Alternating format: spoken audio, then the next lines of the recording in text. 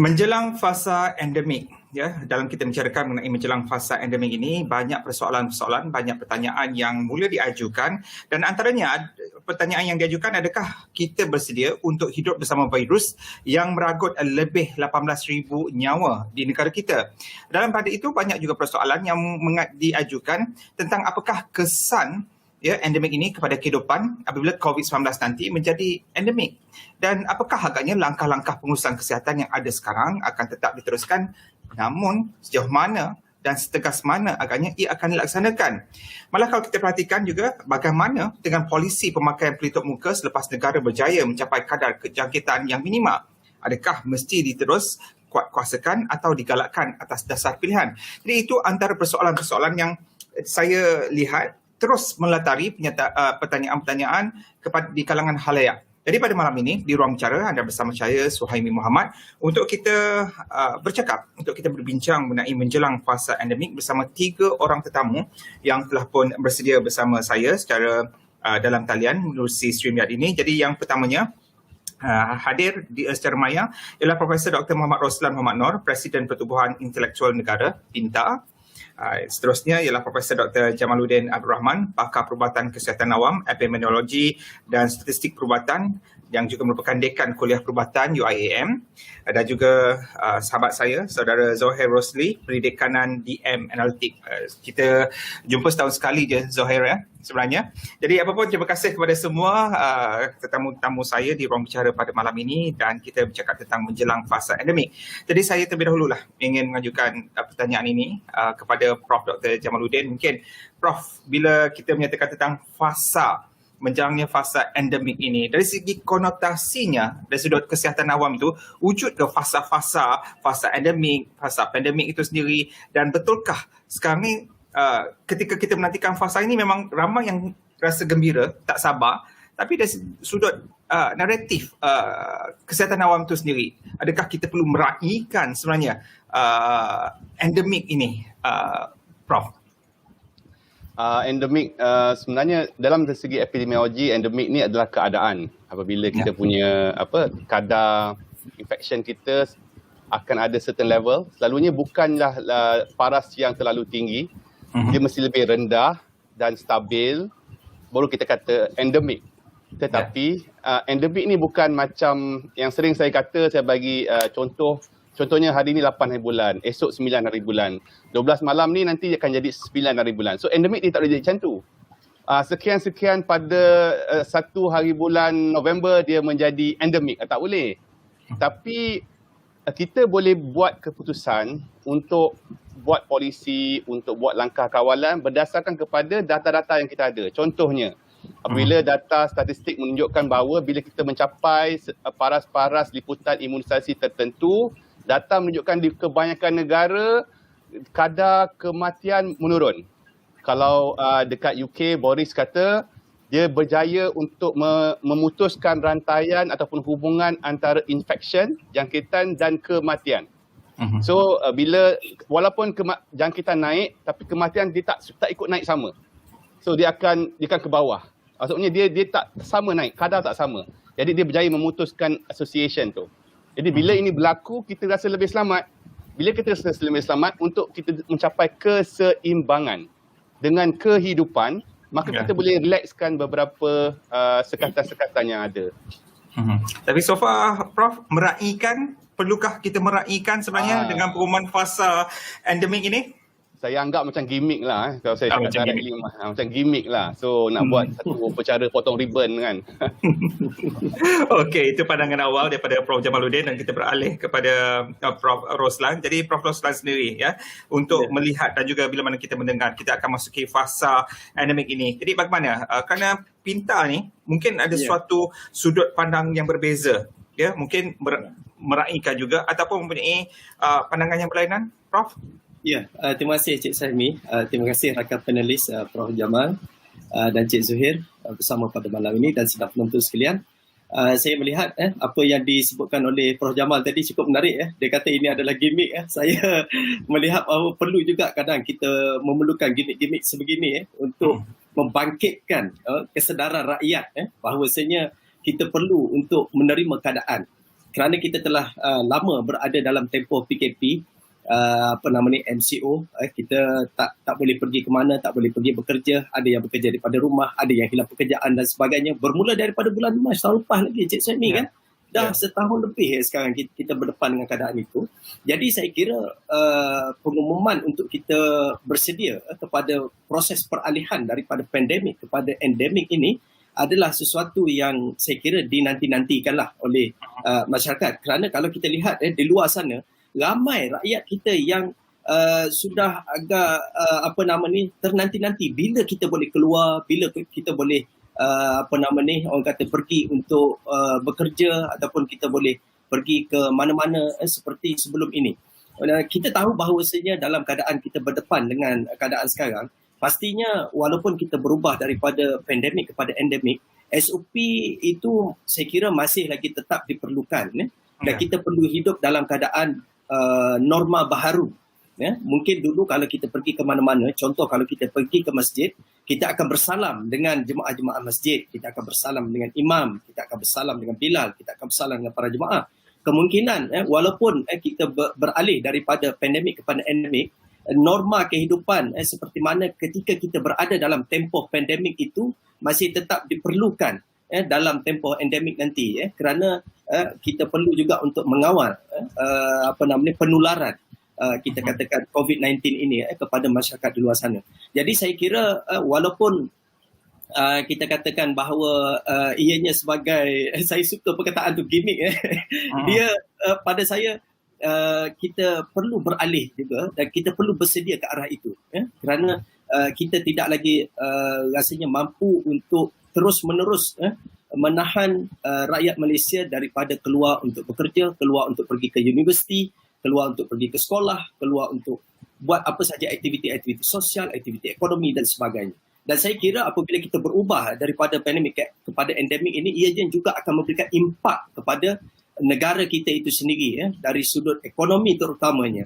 Kerana itu yang saya kirakan bahawa yang memberikan kesan yang paling dasar kepada negara kita dari sudut ekonomi itu dan juga dari sudut kesejahteraan rakyat.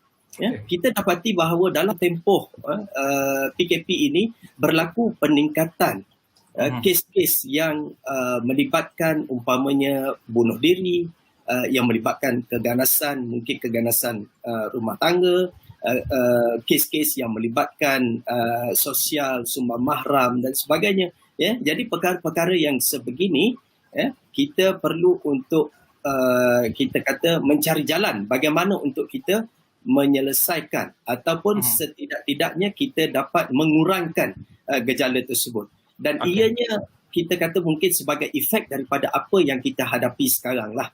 Jadi saya kira bahawa proses peralihan kepada endemik itu benda yang perlu. Namun benda yang paling penting juga sekarang ini adalah dari sudut kestabilan politik itu sendiri. Kita nak beralih kepada endemik, kalau politik itu tidak stabil, saya kira ianya tidak memberikan apa-apa makna kepada rakyat Malaysia. Okey, baik, itu mukadimah awal daripada Prof. Roslan ya. Dan kita beralih pula kepada Zohir, orang muda juga, pandangan orang muda yang selalu turun ke lapangan membuat penyelidikan. Jadi realiti masyarakat sebenarnya, bagaimana Zohir ya? Kalau dalam tempoh pandemik dan sekarang kita beralih ke fasa endemik pada Oktober nanti. Jadi bagaimana agaknya realiti yang boleh dikongsikan pada malam ini? Dan sebelum itu kena unmute terlebih dahulu, Zohair. Okey, baik. Terima kasih Tuan Suhaimi atas soalan dan terima kasih rakan panelis. Saya rasa saya pun tertarik lah nak guna term Prof Jamal pasal gimmick tadi. Gimmick.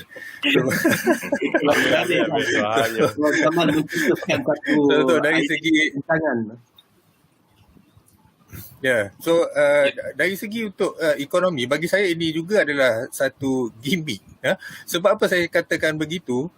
Masa pandemik, bantuan yang diberikan, saya cakap memang tidak cukup. Dan kita sebenarnya mampu untuk belanja lebih.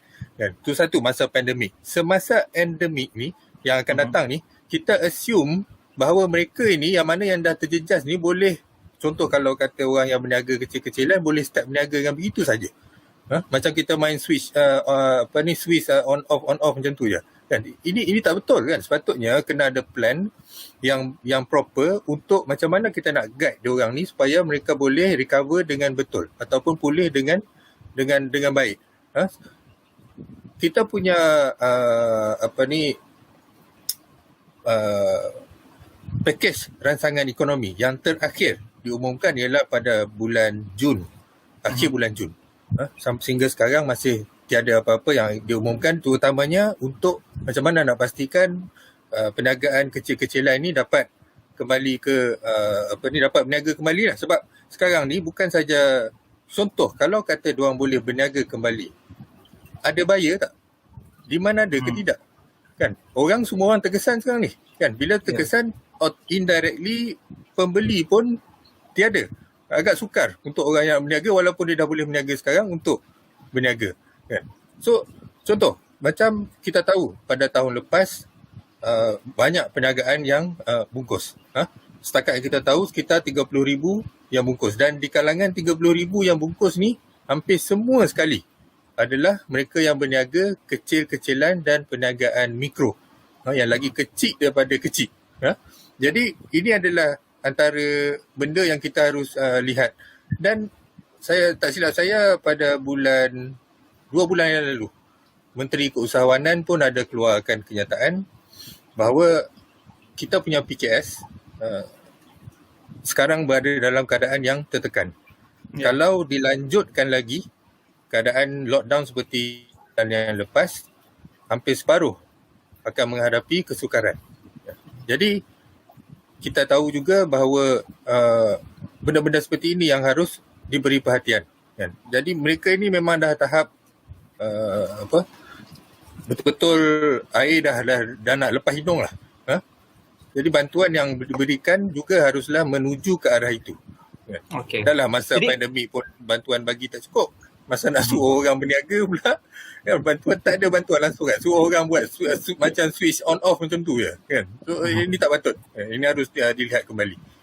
Okey, DM Analytics akan terus pastinya konsisten ya dengan kenyataan kerana sebelum ini juga DM Analytics menyatakan bahawa peruntukan ataupun bantuan-bantuan yang diberikan oleh kerajaan tidak mencukupi. Namun pastinya dengan pelan pemulihan ataupun dengan tertubuhnya majlis pemulihan negara selepas ini akan sedikit sebanyak membantu. Itu dalam satu sesi lain yang akan kita bincangkan. Namun sekarang ni saya masih lagi dengan Zuhair. Adakah strategi baru perlu untuk fasa pandemik dan beralih ke endemik ini, dan salah satu strategi, saya nak satu je strategi utama, apa yang boleh kerajaan lakukan? Baik, apa yang boleh lakukan, macam saya cakap tadi, ini bukan macam kita main Swiss, tutup buka, dan bila kita buka, tak semestinya mereka ni boleh Jadi, apa yang kita buat sebelum ni yang tak betul harus dibetulkan. Okay. Apa yang kita buat betul sebelum ni harus dibiasakan, maksudnya kekalkan. Contoh, saya bagi contoh apa yang harus lakukan. Nombor 1 ialah pastikan perniagaan ini mampu terus hidup. Sebelum ini yang dilakukan ialah betul ada subsidi gaji dan upah, tapi bila kita lihat kembali, umum berbilion-bilion, tapi kita lihat kembali ini hanyalah sebanyak 5. Okey, Zuhair ada connection loss. Okey, apa pun kita minta Prof Roslan untuk sambung. Okey, sekejap Zuhair, sementara keadaan connection bersama Zuhair tadi terganggu. Jadi Prof Roslan, bila mana ekonomi itu sendiri masih lagi belum dapat kita pulihkan dan kita ingin beralih kepada fasa endemik, Pintar sendiri, bagaimana Pintar boleh memberikan satu idea dalam memperbaiki soal ekonomi? Kalau disentuh oleh saudara Zuhair tadi adalah tentang peniaga-peniaga. Jadi Prof sendiri melihat bagaimana? Ya, kalau kita tengok dalam pelan pemulihan negara yang diumumkan oleh Yang Amat Berhormat Perdana Menteri, mantan Perdana Menteri ke-8 dahulu, dia meletakkan beberapa fasa untuk kita beralih daripada fasa pertama kepada fasa kedua kepada fasa ketiga dan seterusnya fasa keempat, yang mana kita dapat melalui proses tersebutlah. Namun disebabkan oleh ketidakstabilan politik yang ada, kita dapati bahawa perubahan-perubahan itu tidak dapat berjalan dengan baik, dan juga projection peningkatan dari sudut mereka yang yang mendapat COVID-19 itu, yang positif COVID-19 itu, kalau kita nak beralih kepada fasa 2 umpamanya, dia perlu kes di bawah 4,000 kan. Jadi itu sudah tidak lagi nampak relevan dalam keadaan semasa ini, kerana kes kita pada hari ini pun dah mencecah lebih kurang dalam 19,733 kes baru. Jadi memang agak sukar untuk kita melihat bahawa proses itu dapat turun kepada 4,000 dalam tempoh seminggu dua ini. Namun begitu saya melihat bahawasanya ia perlu dilakukan, sesuatu perlu dilakukan kerana kita tidak dapat untuk menahan keadaan yang ada sekarang ini disebabkan oleh masyarakat tidak dapat untuk bekerja, dari sudut ekosistem ekonomi itu tidak dapat berjalan dengan baik disebabkan oleh kekangan-kekangan tertentu. Jadi apa yang penting sekarang ini adalah kerajaan perlu untuk memberikan jaminan kepada peniaga-peniaga ini bahawa mereka dapat untuk meneruskan perniagaan mereka dengan pakej-pakej bantuan yang jelas yang diberikan kepada mereka, dan pastikan bantuan yang diumumkan itu sampai ke bawah. Jangan sekadar kita umumkan tetapi dari sudut pelaksanaan itu tiris di sana dan tiris di sini. Ini yang kita mahukan kerajaan baharu untuk memastikan bahawa apa yang diumumkan itu sampai ke peringkat bawah. Dan kita tidak mahu adanya orang kata apa, kekacauan politik di tengah perjalanan untuk kita beralih kepada proses pemulihan ini. Kalau berlaku lagi orang kata penarikan sokongan kepada Yang Amat Berhormat Perdana Menteri dan sebagainya, sampai bila kita nak orang kata berada dalam keadaan itu untuk menguruskan hal politik semata-mata, sedangkan kita mempunyai hal ekonomi yang sangat crucial sekarang ini, yang sangat penting untuk kita pastikan ianya dapat dipulihkan dengan baik. Jadi kita memerlukan kerjasama terutamanya daripada pemimpin-pemimpin politik ini. Semi, Jadi saya masuk poin yang kedua, yang tadi maknanya bantuan daripada kerajaan itu mesti sampai kepada bawah. Pastikan. Yang kedua, pemimpin-pemimpin politik ini mesti bekerjasama untuk memastikan negara keluar daripada keadaan yang sekarang inilah. Dan kita kena menghormati titah Seri Paduka Baginda Yang di-Pertuan Agong supaya menghormati proses-proses ini dan pastikan proses perjalanan negara untuk keluar daripada pandemik COVID-19 ini dapat berjalan dengan lancar. Inilah yang saya rasa komitmen daripada parti politik ini yang rakyat mahukan sebenarnya. Kalaulah ada di kalangan pemimpin politik yang masih lagi berbalah, yang ingin merebut kuasa, siapa nak jadi Perdana Menteri, saya rasa rakyat bosan dengan perkara tersebut. Dan pemimpin politik perlu untuk memberikan hak kepada rakyat sebenarnya untuk kita kembali kepada keadaan yang stabil. Kalaulah pemimpin politik tidak memberikan hak kepada rakyat, saya kira mereka akan dihukum dalam pilihan raya yang ke-15 nanti. Jadi itu yang saya maksudkan bahawa ini benda yang penting sekali untuk diberikan perhatian. Okey, baik. Kita melihat dua perkara di sini ya. Sebelum kita masuki fasa endemik, ada beberapa isu yang harus diselesaikan. Pertamanya tentang bantuan kepada rakyat dan kestabilan politik itu sendiri penting. Dan kita melihat juga dalam sektor kesihatan awam juga sebenarnya seringkali berbalah dengan ahli-ahli ekonomi ya, Prof Jamal, di mana pihak kesihatan mahukan sektor ekonomi ditutup bagi menjamin kualiti kesihatan ketika berhadapan dengan pandemik ini. Sementara ekonomi pula mahukan kegiatan ekonomi itu diteruskan. Polemik itu masih lagi diteruskan. Namun dalam keadaan kemelut semasa sekarang dan pastinya pada Oktober nanti fasa endemik ini akan bermula, adakah kita sekarang ni berhadapan dengan dua perkara? Kita perlukan ekonomi untuk hidup dan sekarang kita takut dengan virus kerana virus ini boleh mematikan kita. Jadi sekarang ni dengan peratusan vaksinasi dewasa, adakah kita bersedia untuk hidup dengan virus ini dan adakah kita boleh secara sederak bergerak dalam sektor ekonomi itu sendiri? Prof Jamaluddin. Okey, yang paling pertama, yang paling penting sekali kita kena ingat, tak ada orang pernah lalu, tak ada negara, tak ada kerajaan pernah lalu COVID-19. Tak ada kerajaan. Kerajaan semasa di mana-mana di permukaan dunia tak pernah lalui dan tak pernah hadapi pandemik sebesar ini. Bila setiap kali kita sebut COVID-19, kita akan banding dengan Spanish flu bertahun, 100 tahun yang lepas. Dan untuk makluman, Spanish flu yang berlaku sekalipun, itu pun berlaku pun sama macam keadaan sekarang. Contohnya bila kes naik, banyak mortality, banyak kematian. After some time, setelah seketika, kemudian kematian mula rendah walaupun jangkitan terus berterusan. Untuk makluman, kuman terus dikesan sehingga 40 tahun. Jadi kalau kita nak terus dalam keadaan lockdown, bila saya kata gimmick tadi bukan bermakna saya tak sokong. Ya. Cuma dari segi konsep epidemiologinya, kita tak ada tarikh nak kata dia akan bergerak. Itu maksud saya. Saya sokong supaya kita mula hidup dengan COVID-19.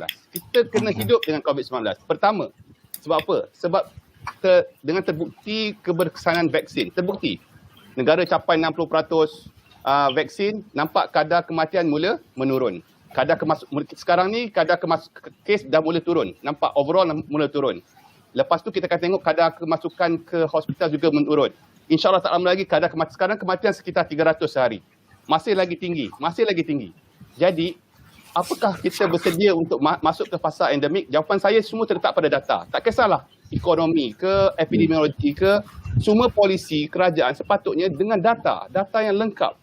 Contoh, untuk kita masuk ke fasa endemik, tapi saya yakin bersangka baik bahawa kerajaan dah buat modeling dia sendiri. Dia dah buat, sekiranya virus Delta terus mengganas, apa kita punya forecast ni yang maksudnya jangka pendek. Dia ada nowcast, forecast, ada prediction. So kerajaan kena buat model macam ni. Jadi dengan data-data yang ada, data ekonomi pun diperlukan. Jadi dengan semua data ni bila digabungkan buat polisi, sekiranya semua data yang telah digunakan untuk decide hari endemik Malaysia pada Oktober nanti, maka saya tak ada masalah. Kerajaan telah bersedia. Tapi kena ingat, bila kes boleh naik, contoh macam Sarawak dah turun, bagus. Bila dia naik, bukan sekali ganda, berkali-kali ganda. Tetapi the best about Sarawak, walaupun kenaikannya berganda-ganda, kadar kematian masih berjaya diputuskan. Itulah harapan kita apabila kita masuk ke fasa endemik yang dicanangkan sekarang. Kita berharap harapan kita adalah bila endemik bermakna kes akan ada, tetapi kita mengharapkan kadar kematian itu akan terus kekal rendah. Itu harapan kita. Tapi apa kebimbangan Prof Jamal sendiri? Kalau fasa endemik ini memang akan diteruskan, apa kebimbangan utama Prof? Kita kena ada indikator bila kita akan, macam tadilah switch balik, bila kita akan buat satu intervention. Adakah kita sekarang ni kita kata kita akan buat banyak lebih ringankan buka sekatan-sekatan yang ada. Okay, bila kita perlu sekat balik. So rancangan maksudnya bila kita mula, bila kita exit. So strategi itu untuk clear. Tapi untuk sampai sekarang, negara macam Israel contohnya, dia ada virus Delta telah mengganas, naik. Tetapi sampai sekarang, kerajaan ni masih tidak lockdown lagi. Walaupun tinggi. Sebab dia ada data mengatakan at this level sekarang threshold dia okey.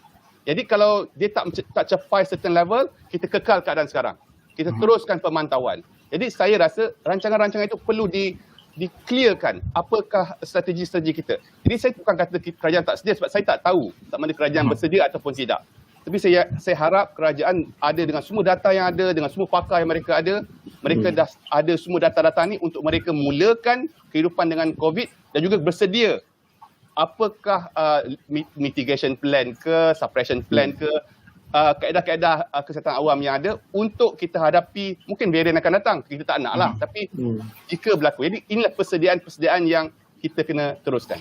Okey, Zuhair, bila mana Prof Jamal menyatakan demikian tentang data-data, sejauh mana pula DM Analytics melihat data-data kerajaan yang dikongsi itu, dan kita melihat sekarang kerajaan lebih terbuka berkongsi data kesihatan kepada khalayak, dan bila mana data-data ini terus dikongsi, adakah ia mewujudkan kebimbangan kepada pemain-pemain industri itu sendiri? Dan seperti yang disebut oleh Prof Jamal dan juga Prof Roslan juga, malah Zuhair sendiri menyebut switch itu dibuka ditutup, dan ini pasti memberikan kesan kepada ekonomi jika di fasa endemik ini nanti tiba-tiba ada berlaku varian baru memberikan lonjakan kes, dan pasti kalau dah melebihi takat yang ditetapkan oleh kerajaan, ekonomi terpaksa ditutup dan kita kembali kepada pandemik. Kesan switch on off tu sendiri pada pandangan Zuhair.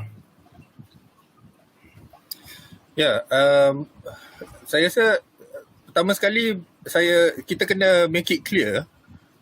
Betul ke kita kena pilih antara ekonomi ataupun kesihatan? Bagi saya walaupun dari side ekonomi, bagi saya kesihatan adalah nombor satu. Kan? Yeah. Tetapi apa yang harus dilakukan ialah contoh. Okay, kita utamakan kesihatan. And then ekonomi terpaksa ditutup. Nanti orang akan argue, orang kata okey ramai orang menganggur lah, orang tak cukup nak makan apa benda semua. Di sinilah role kerajaan masuk. Kan? So kerajaan harus ambil langkah untuk nama kerajaan tu pun sebenarnya ianya untuk langkah-langkah intervensi. So apabila terjadi benda yang macam tu, kerajaan harus mainkan peranan dengan tak kiralah bagi bantuan yang cukup ke, make sure mereka ni masih kekal, at least tak bungkus perniagaan mereka ke. So ini adalah role kerajaan. Ya, saya lihat kita selalu bergaduh antara dua ni.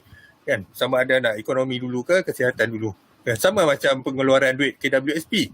Kan, akhir sekali rakyat bergaduh dengan KWSP.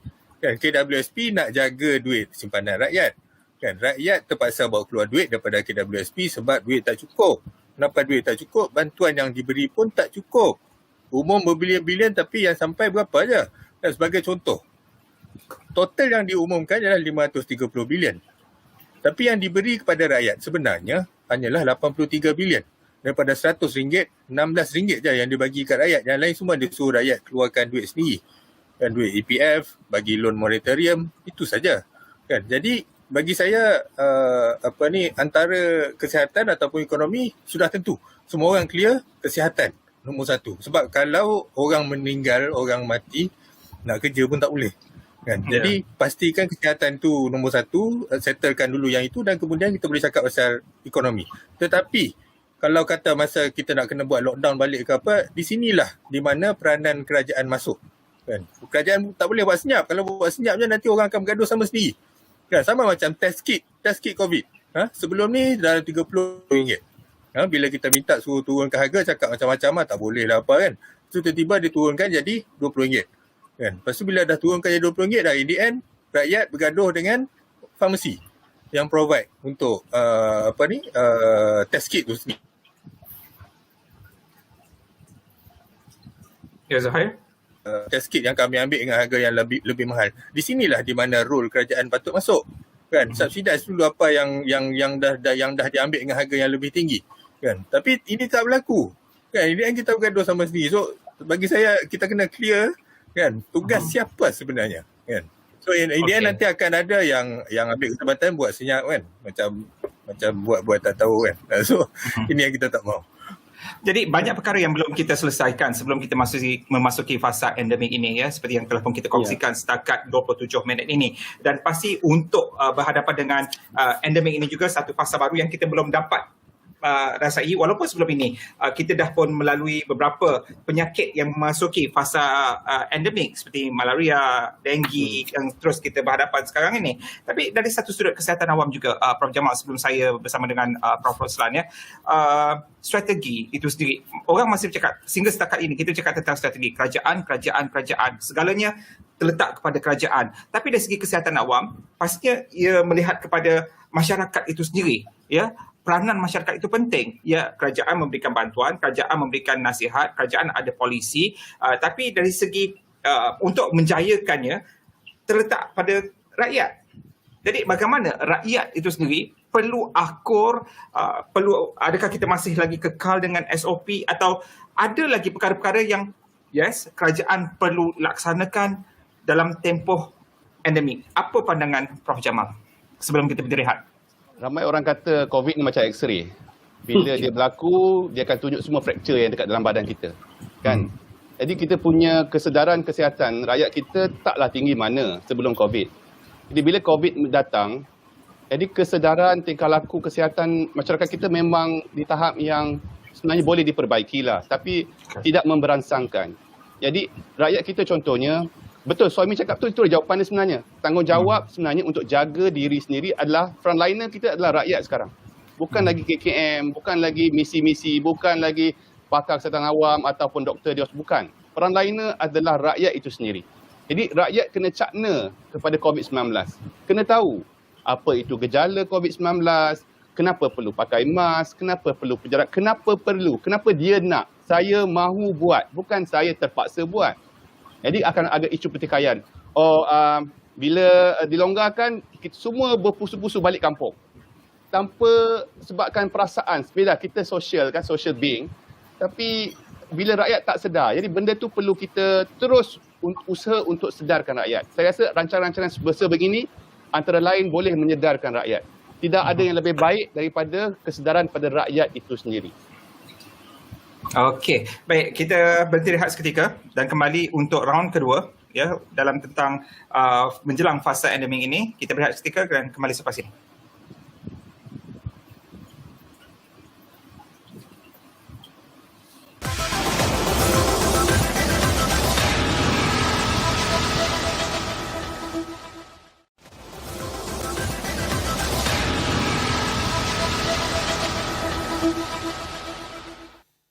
Ya, kembali bersama saya Syuhaimi Muhammad dalam ruang bicara, masih lagi dengan tajuk menjelang fasa endemik, dan 3 orang ahli panel juga masih kekal bersama saya, Prof. Dr. Muhammad Roslan, Prof. Dr. Jamaluddin dan juga saudara Zuhair Rosli.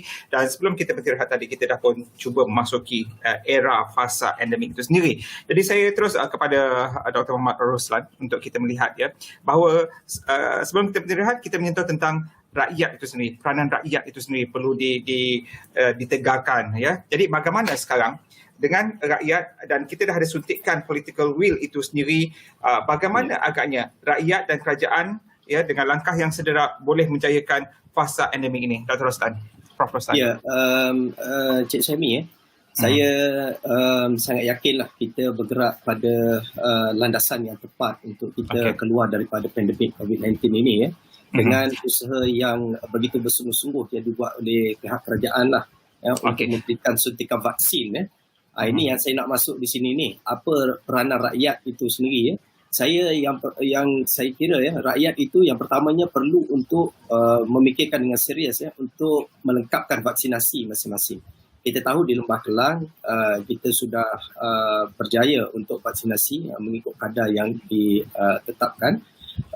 Sekarang ini kita fokus kepada negeri-negeri yang lain. Namun begitu, saya bertemu dengan beberapa kes yang kita lihat sendiri di depan mata kita, mereka yang tidak vaksin tetapi datang ke tempat-tempat awam. Ya, ini berlaku di kalangan rakyat kita. Jadi rakyat kita kena faham bahawasanya jalan keluar buat masa ini adalah dengan vaksinasi. Jadi kita kena ambil vaksin. Jangan ada yang fikir vaksin ini masih lagi ada rakyat yang berfikir bahawa ini adalah agenda Yahudi, ini adalah agenda untuk orang kata agenda Barat, agenda macam-macam agenda yang disebutkan ya, sehingga ada yang mengaitkan dengan agenda Dajjal pun ada. Jadi ini saya kira tidak tepat. Jangan kita mengambil pandangan daripada pihak-pihak yang tidak berautoriti dalam hal ini. Sebab tu saya suka dalam apa jua kesempatan yang saya ada untuk membangkitkan kesedaran kepada masyarakat ini supaya dalam soal pandemik COVID-19 ini kita kena dengar pendapat pakar. Pakar ni siapa? Di kalangan pakar-pakar doktor perubatan lah. Sebab mereka yang orang kata terlibat secara harian dalam proses untuk memberikan kesihatan ataupun menyediakan kita kata kemudahan kesihatan kepada rakyat. Jangan kita mendengar daripada orang-orang lain. Kalau kita mendengar daripada orang-orang lain, kadang ada yang terima mimpi, tak tahu mimpi itu betul atau tidak kan. Dia cerita macam-macam. Jadi kita tak boleh berhujah begitu. Dalam keadaan zaman kita kata zaman moden ini, kita kena melihat kepada data-data yang ada. Dan kalau kita lihat pada tahun awal 1920-an pun dah ada vaksin rupanya yang baru-baru ni viral dalam media sosial di Turki kan, dah ada sijil vaksin di situ. Jadi kenapa masih lagi ada masyarakat kita yang sangsi dengan vaksin ini dengan hujah yang bermacam-macam yang disebutkan kan. Mungkin satu hari Cik Syami boleh jemput satu orang yang memberikan pandangan yang orang kata anti vaksin ini untuk berdiskusi, berdialog, berbincang macam mana kita nak keluar daripada pandemik ini berdasarkan pada pandangan mereka ya. Tapi kalau kita lihat dari perspektif Islam pun, kita tengok para mufti almost mereka semua bersetuju bahawa ini mengambil vaksin itu adalah harus. Jadi tidak ada halangan kepada masyarakat untuk mengambil vaksin itu. Jadi saya kira itu adalah benda yang sangat penting sekarang ini kepada rakyat untuk memahami bahawasanya untuk kita keluar daripada pandemik COVID-19 ini adalah dengan cara untuk kita mendapatkan vaksinasi lah. Kerana dengan kita vaksin ini dapat mengurangkan penularan, penyebaran dan dapat mengurangkan kes-kes yang disebutkan oleh Prof. Jamaluddin tadi sebagai kes-kes yang kita kata severe case ataupun kes-kes yang kritikal. Okay. Saya sendiri kan Encik Saimi, dalam keadaan kita berdepan dengan COVID-19 ini, pada bulan lepas, bulan 8, bulan 7 dan bulan 8, sekurang-kurang saya boleh bilang dengan jari dekat 8 orang rakan-rakan saya yang meninggal dunia disebabkan oleh COVID-19. Jadi benda ini adalah benda yang real, bukan benda yang main.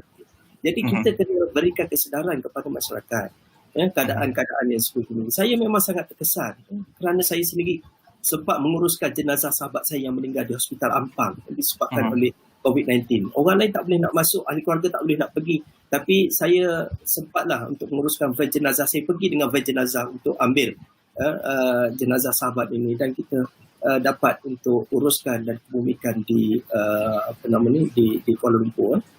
Jadi fasa endemik ini nanti kita pasti akan terus menyaksikan walaupun akan berlaku mungkin penurunan kes kematian dan kita mengharapkan bahawa ia memberi satu kesan yang positif lah dengan hasil daripada vaksinasi ini. Baik, kita akan terus mengendong data-data kesusahan rakyat, keperluan rakyat, dan untuk Cik Zohair, saudara Zohair sendiri bagaimana agaknya kalau kita ingin melihat soal peruntukan, soal pakej yang telah pun diberikan kerajaan, ia akan terus dikendong. Kerajaan rakyat akan terus meminta bantuan-bantuan daripada rakyat.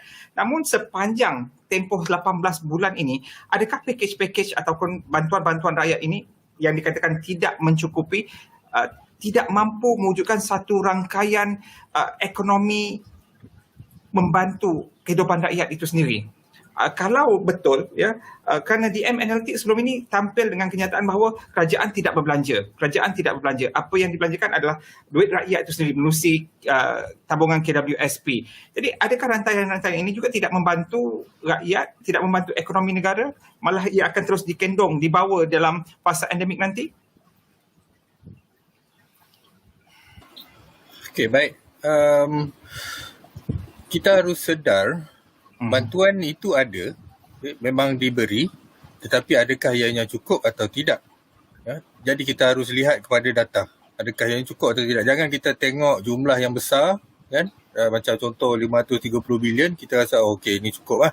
Tengok dengan list banyak-banyak jenis bantuan yang diberi, okey ini cukup lah. Jadi kita harus lihat kepada siapa yang dapat dan secara puratanya setiap bulan berapa banyak diorang dapat sebenarnya.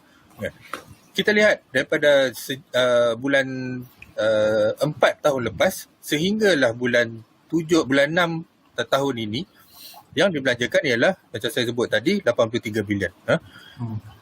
Untuk golongan B40 yang diberi hanyalah sebenarnya sekitar RM110 sebulan. Yes, RM110 sebulan. Ini adalah satu jumlah yang kecil sebenarnya. Apa yang mereka perlukan untuk sebulan diorang makan B40, makanan diorang dibelanjakan setiap bulan ialah sekitar RM1,200 sebulan. Kita lihat pula untuk golongan M40, yang mana kita tahu M40 pun turut terkesan. Apa yang mereka terima ialah hanyalah sebanyak RM40 sebulan. Dan ini adalah satu jumlah yang terlalu sedikit, dan bagi saya macam saya tak guna perkataan gimmick tapi ini jenis hanyalah nak bagi tahu ke orang, kata okey kami dah bagi bantuan, walaupun tak cukup ke tak apa, ambil je. Ini adalah satu benda yang tak patut dilakukan. Lagi satu contoh saya boleh bagi, bantuan Geran Khas Prihatin. Saya rasa Prof pun ada handle juga dengan komuniti untuk mereka yang berniaga. Geran Khas Prihatin hanya diberi kepada 1 juta peniaga. Ada berapa peniaga dalam Malaysia ni? Peniaga ni saya tak cakap mereka yang own car wash.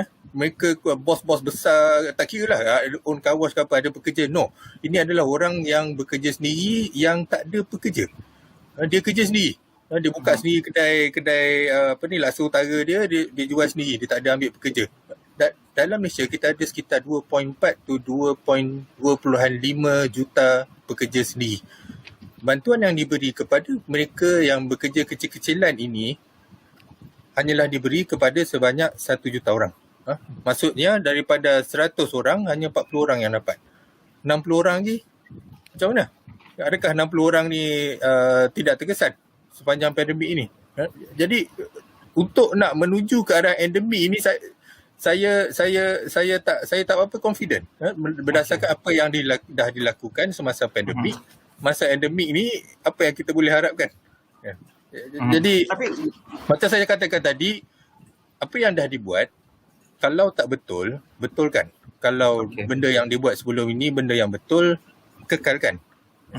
Jadi apa yang tak betul sekarang ni bagi peniaga juga, mereka perlu menyediakan simpanan dan juga tabung kecemasan. Itu juga perlu diperbetulkan di kalangan peniaga-peniaga, ya, kerana kadang-kadang kita tengok cash flow tu tidak digunakan untuk simpanan dan juga tabung kecemasan. Suami, saya rasa kita kena jelas kat sini. Dia sama macam kita nak suruh orang belajar cara menyimpan financial literacy lah apa kan. Orang dah tak ada duit, macam mana nak suruh menyimpan? Ni saya bercakap pasal orang yang berniaga sendiri kecil-kecilan ni. Kan? Di kalangan graduan, kita tahu tahun lepas di kalangan graduan, polisi kerajaan sekarang ialah graduan lepas keluar universiti, instead of you cari kerja dengan office ke apa benda, you kerja sendiri. That's better for you, entrepreneurship lah apa benda kan. Tapi bila kita tengok pendapatan mereka hanyalah sekitar gaji minimum 1,200 ke 1,400 macam mana nak menyimpan? Nak menyimpan pun tak lepas. Sekarang ni tengah fikir untuk nak bagi makan, nak bagi cukup makan kan. Okey. Baik, dan kita melihat selepas ini Oktober November belanjawan bajet pasti akan dibentangkan. Jadi sebelum bersama dengan Saudara Zuhair, saya nak pergi kepada Prof Dr. Jamaluddin. Belanjawan 2022 nanti adalah belanjawan fasa endemik. Belanjawan untuk sektor kesihatan itu sendiri memerlukan satu belanjawan yang besar. Ya, untuk sektor kesihatan saja. Kita tak melihat lagi untuk sektor-sektor yang lain. Jadi untuk jangkaan Prof sendiri, untuk sektor kesihatan awam, belanjawan yang bagaimana agaknya yang perlu kerajaan tumpukan dalam aspek fasa endemik ini? Dalam kesihatan awam, bila kita ada sesuatu wabak ataupun sebarang jenis penyakit, kita ada 3 langkah pencegahan. Primary prevention, secondary prevention, tertiary prevention. Kalau saya boleh ringkaskan, pencegahan yang pertama, primary ni, kita fokus kepada rakyat, maksudnya sikap dia, tingkah laku kesihatan dia, macam saya kata tadi, dia kena ada satu tingkah laku nak sihat. Yang tu kena ada tingkah laku supaya saya buat untuk saya sihat, bukan saya buat untuk saya mematuhi undang-undang. Itu yang pertama, itu primary prevention, perlu ada kepada rakyat sendiri. Yang kedua adalah sebenarnya yang kedua pun primary prevention, tapi saya nak cerita bahawa lebih kepada pencegahan peringkat primer ni, yang mana kesihatan awam memainkan peranan yang sangat penting. Jadi kalau tanya saya, belanjawan kena fokus kepada kesihatan awam yang banyak tertinggal. Daripada bajet yang banyak tentang perubatan selama ni, banyak telah diberi kepada perawatan atau perubatan. Tapi amat fokus yang sangat kurang kepada primary prevention, kepada kesihatan awam itu sendiri. Yang mana kita nak bridge antara rakyat dengan hospital tadi untuk didapat early diagnosis. Kalau rakyat, dia untuk kesihatan awam ni, dia bukannya rakyat tu dah sakit. Rakyat tu dia tak tahu dia sakit. Jadi kesihatan awam kena pergi ke masyarakat, nama pun kesihatan awam. Dia kena pergi ke masyarakat, kesihatan masyarakat untuk tengok sama ada masyarakat tu sihat ke tidak. Jadi fokus belanjawan untuk public health, untuk kesihatan awam sangat kurang diutamakan. Contohnya bukan saja pada bajet, tapi penjawatan untuk PPKP yang banyak buat contact tracing, semua ni kena diutamakan. Pegawai-pegawai perubatan dan kesihatan di klinik-klinik kesihatan, pegawai perubatan perlu ditambah supaya kukuhkan primary care kita, kukuhkan kesihatan awam kita. Itu nombor satu. Di samping, janganlah kita neglect yang mana juga penting ketika rakyat sakit di hospital. Tapi isu dia sekarang, dari segi belanjawan yang saya nampak, kita fokus lebih kepada hospital. ICU kena ditambahkan, tambah ICU, tambah. Jadi contohnya kalau kita, orang selalu sebut, kalau kita accident, banyak berlaku accident, kita buat apa? Besarkan hospital? No. Cegah orang supaya jangan accident. Itu samalah. Jadi itulah maksud saya. Jadi kalau belanjawan, kesihatan awam tu, please, give KKM more budget untuk kesihatan awam. Okay. Kalau saya boleh ringkaskan tadi. Cik Zuhair, untuk belanjawan 2022. Ya, saya nak cakap, saya nak sambung sikit dengan Prof Jamal punya point tadi. Saya amat bersetuju untuk primary care, terutamanya untuk kaki tangan kontrak yang isu baru-baru ni kan. Memang kita tahu sejak 2016 2015 lagi isu ni dah terjadi. Dan kosnya sudah tentu, kalau nak kira kos kali dengan pencen mungkin akan jadi tinggi lah. Tapi untuk kos minus pencen, ianya adalah tambahan sekitar 600 ke 700 million saja juta. Dia tidaklah seperti yang digambarkan macam oleh Perdana Menteri yang sebelum ini. So ini adalah benda yang boleh dilakukan dan saya nak tekankan bila kita suruh rakyat tukar mindset, saya rasa mereka yang membuat dasar tu kena tukar mindset. Bila nak spend untuk primary care kan, macam doktor, macam kaki tangan awam, perubatan awam macam Prof Jamal cakap tadi, bila nak spend untuk mereka ini, jangan kita tengok benda ni sebagai cost. Kita kena tengok benda ni sebagai investment untuk masa depan kan. Kita dah kena dah pun COVID ni, takkan tak belajar apa-apa daripada krisis ni kan. So ini adalah satu benda yang kita kena tengok. Jadi secara umumnya untuk bajet ni dua benda yang saya nak tengok. Satu ialah pembelanjaan yang lebih kepada rakyat, tak kira sama ada pembelanjaan pembangunan ataupun pembelanjaan operasi, asalkan ianya untuk rakyat. Pembelanjaan pembangunan jangan kita buat untuk projek-projek mega macam MRT ke LRT ke, benda-benda macam tu. Dia punya benefitnya kita tidak nampak sangat signifikan kepada rakyat, terutamanya orang bawah ni kan. Jadi perbelanjaan itu harus diutamakan kepada rakyat. Saya ingin terangkan satu benda. Kita contoh Kementerian Kewangan suka tengok kepada kadar KDNK dia tengok kadar KDNK kita mengembang ataupun tidak. Tapi kalau kita lihat pada keseluruhan KDNK itu sendiri, 60% daripada KDNK kita sebenarnya daripada perbelanjaan rakyat. Jadi apabila kita tak bantu rakyat, macam mana nak ada perbelanjaan untuk nak naikkan KDNK kita ni? Jadi saya confused dengan cara mereka berfikir dan macam mana kedekut nak bagi duit ataupun nak tolong rakyat, tapi at the same time nak expect supaya KDNK meningkat. So, itu yang terjadi apabila kita tengok KDNK pada awal tahun baru-baru ni, kita harapkan KDNK kita pada tahun ini sekitar 6 ke 7.5%.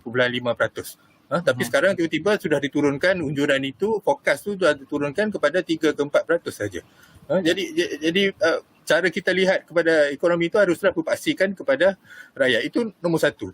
Nombor dua, sudah tentu kita nak berbelanja, kita kena ada duit. Dan sekarang saya dapat lihat setengah ahli ekonomi mencadangkan bahawa kita kenakan GST. Bagi saya ini adalah satu cadangan yang tidak mempunyai roh. Tiada isi dalamnya. Ini hanyalah mengenakan mereka yang berpendapatan rendah, dan kita senyap bila orang yang betul-betul kaya buat duit dalam ekonomi kita. Kita tak ada nak cakap okey kena cukai diorang kan, bila diorang jual saham ke apa, trade saham ke apa, kena cukai. No, tak, kita tak cakap benda tu. Dan inilah masa yang terbaik untuk kita kenakan cukai yang adil. Kita bukan tak suka orang kaya ke apa, tapi kenakan cukai yang adil. Mungkin mereka yang berada di tahap yang tinggi itu, kadar contoh cukai pendapatan boleh ditingkatkan daripada 28 kepada 30%. Dan juga untuk bilioner. Saya tahu ada seorang bilioner di Malaysia, pendapatannya meningkat sebanyak 1 bilion. Ini peningkatan bukannya dia punya level ke apa. Sekarang dia punya harta dia ada sekitar 3 bilion. Saya bagi konteks. Daripada 50 bilioner dalam Malaysia ni, kalau kita cukai 10%, duit itu sama dengan bajet yang kita bagi kat Prof Jamal tiap tahun, KKM. Tiap tahun. Dengan 10% saja 10% saja. Jadi prioritinya harus betul. Kan, jangan kita nak terlalu ikut buat mega infrastructure project construction banyak-banyak and then KDNK akan naik. Of course betul KDNK akan naik, tapi apa maknanya kepada rakyat? Adakah hanya memberi makna yang cukup kepada rakyat? Jadi prioritinya harus betul. Dan last cara kita lihat contoh macam sekarang, kita takut untuk belanja, takut defisit kita naik, hutang kita makin banyak. Ini adalah cara yang tidak betul. Dan jangan kita takut penarafan kredit agensi yang di luar negara sana yang mungkin akan tarafkan kredit kita makin rendah. Jangan kita takut tentang benda seperti itu, sebab negara-negara lain pun buat benda yang sama. Mereka belanja dengan lebih banyak dan berhutang dengan lebih banyak. Tetapi berbelanja kepada siapa dan hutang kepada siapa, itu adalah amat penting. Okey, Terima kasih. baik, kita melihat ya, fasa endemik ini tidak boleh dipandang enteng. Soal pengurusan keuangan kerajaan, soal poket rakyat juga perlu dilihat. Jadi untuk mengakhiri perbincangan kita, ada kurang lebih 3 minit, Dr. Muhammad Roslan, Prof. Muhammad Roslan, untuk memberikan satu permulaan kepada fasa endemik, ya, untuk kerajaan, untuk rakyat, untuk kita sendiri. Silakan, Prof. Ya, Encik Sami, pertamanya oleh kerana masa tak banyak ni, saya nak fokus saja. Yang pertamanya kita kena pastikan seperti yang saya sebutkan tadi, politik kita dalam keadaan yang stabil. Kalau sebelum ini ada sahaja kempen-kempen yang dilakukan, kerajaan gagal lah apa semua, tapi sedangkan kalau kita tengok kepada data, survey-survey yang dilakukan sebelum Tan Sri Muhyiddin letak jawatan pun, dia mendapat sokongan yang lebih daripada majoriti. Kira-kira 52% rakyat Malaysia masih menyokong beliau sebagai Perdana Menteri. Tapi kedudukan Perdana Menteri itu tidak ditentukan oleh rakyat terbanyak. Ia ditentukan oleh ahli parlimen di Dewan Rakyat, kan. Jadi bila adanya ahli parlimen yang menarik sokongan, itu yang menyebabkan Tan Sri Muhyiddin terpaksa untuk berundur. Dan kalau kita tengok daripada 52% yang menyokong Tan Sri Muhyiddin itu, 74% adalah daripada kelompok Melayu. Jadi di situ kita dapati bahawa memang masyarakat Malaysia ini secara umumnya memang merasakan bahawa Tan Sri Muhyiddin boleh untuk lead negara. Tapi itulah bila disebabkan oleh keadaan politik yang agak kurang stabil, itu menyebabkan berlaku peralihan. Jadi kita tak nak lagi kita pergi kepada berterusan berlakunya keadaan politik yang tidak stabil ini, kerana ia boleh menjejaskan proses pemulihan pandemik ini ataupun proses untuk kita beralih daripada pandemik kepada endemik, walaupun ianya gimmick dan sebagainya. Dan juga bagaimana proses untuk kita memulihkan ekonomi. Apa yang disebutkan oleh saudara Zuhair tadi itu memang benda-benda yang sangat memerlukan kerjasama daripada semua untuk memastikan kestabilan negara. Kalau kestabilan itu tidak dijaga, saya kira datang bulan 10 nanti nak bentar bajet pun kita berada dalam keadaan yang tak tentu. Sudahlah rakyat Malaysia berada dalam keadaan tak tentu. Pelabur-pelabur daripada luar macam mana? Bila melihat keadaan politik tidak tentu, itu sudah tentu memberikan ketidakyakinan kepada mereka untuk datang ke dalam negara kita. Oleh sebab itu saya sangat bersetuju apabila Yang Amat Berhormat Perdana Menteri Malaysia yang ke-9 mengumumkan bahawa pengerusi untuk Majlis Pemulihan Negara ini diberikan kepada Tan Sri Muhyiddin Yassin, untuk melantik Tan Sri Muhyiddin Yassin dalam keadaan yang mana beliau berpengalaman dalam tempoh 17 bulan lebih kurang begitu untuk memimpin negara, dan dalam keadaan untuk membentuk pelan pemulihan negara itu sudah pasti ini adalah satu langkah yang boleh untuk orang kata mengembalikan pemulihan kepada negara kita ini dari segenap aspek lah. Kalau tadi disebutkan, kalau ekonomi dengan kesihatan mana yang lebih utama, kita utamakan kesihatan. Tapi dalam keadaan kita bergerak ke depan ini, sudah tentu kita ingin memulihkan negara kita dari segenap aspek secara holistik. Terima kasih. Okey, baik, terima kasih Prof. Dr. Muhammad Roslan, terima kasih Prof. Dr. Jamaluddin dan juga saudara Zuhair. Ini bukan pertama kali dan terakhir kali untuk kita terus bercakap tentang fasa endemik ini, kerana ia belum lagi berlaku. Dan ketika ia berlaku, pasti banyak perkara-perkara yang boleh kita bincangkan, dan pasti untuk fasa endemik ini kita akan saksikan seperti mana dalam perbincangan kita adalah soal belanjawan tu, soal bajet, soal RMK juga akan dibentangkan. Malah banyak lagi sudut-sudut yang pada ketika ini tak dapat kita lihat dari segi mata kasar akan dapat dilaksanakan dalam tempoh endemik, ya. Jadi sekian saja daripada saya, Syuhaimi Muhammad, untuk Ruang Bicara. Terima kasih sekali lagi kepada anda yang setia bersama kami. Assalamualaikum.